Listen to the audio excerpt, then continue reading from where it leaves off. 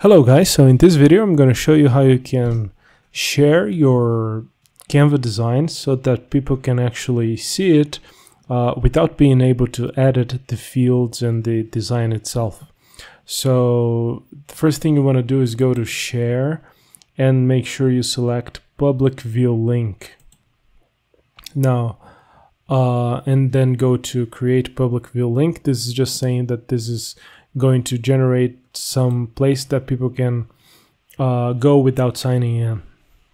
Now make sure you copy the link, and then people who are not logged in to Canva, they're going to come to this link and they're going to see something like this. In this case I was using a whiteboard, but it will work on anything. Like if you have images, it will work just like this.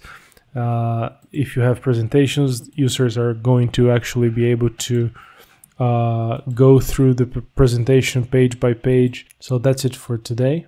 Make sure you leave it a thumbs up, subscribe, and see you in the next one.